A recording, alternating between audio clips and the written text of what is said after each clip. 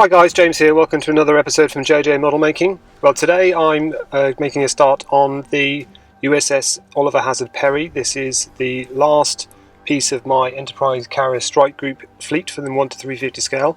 I started off by building all the smaller sub-assemblies, starting with the bridge and then the main superstructure of the deck. Added a few extra ladders from the photo etched spares box, as you can see here. I'm going to try something a little bit different this time. I'm basically going to try and build the hull up in layers as opposed to building the entire model in one go and then painting it all, because I'm going to try and paint the deck first and then attach everything on top of that, as I've seen lots and lots of good reviews and good pictures from various Facebook groups. I've posted a couple of links in the description below so you can have a look. But yeah, it's coming along really well. Even tried to have something a little bit different, have an open door here on the bridge.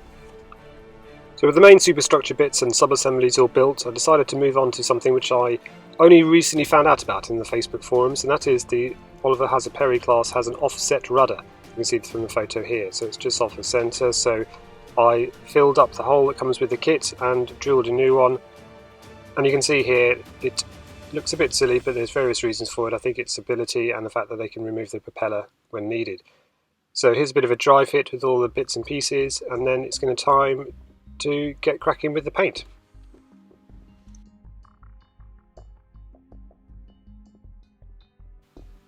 So the hull of the ship was painted Tamiya XF19 Sky Grey, and the deck was Gunship Grey by Revel.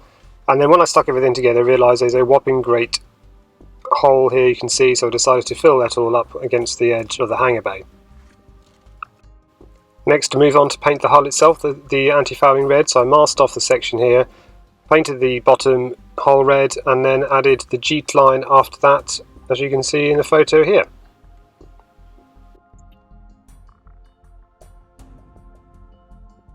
So after leaving that to dry for a couple of days, I then got cracking with applying some gloss varnish onto the top decks and then applying all the decals. So you've got the helicopter landing pad and the various warning red and white lines for the guns. Here's the forward missile launcher with a few extra photo etch parts on, and then started to put everything all together. And the bridge is still dry fitted in place, nothing permanent.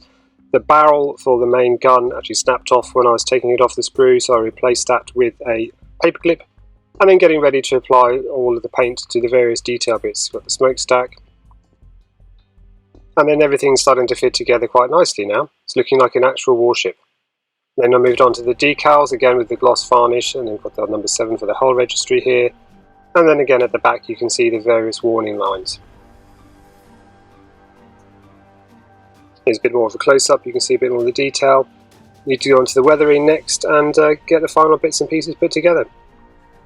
So next is to move on to detailing the bridge, putting the various masts together, and then trying to stick everything together before we can do a bit more of the detail painting and apply the photo etch, which I'm going to order and get through next month in part 2. So it's coming on really nicely. Thanks for watching. Give the video a thumbs up if you found this interesting, and subscribe if you want to see how the future 1 to 350 Enterprise Carrier Strike Group fleet comes together. Thanks for watching. Bye bye.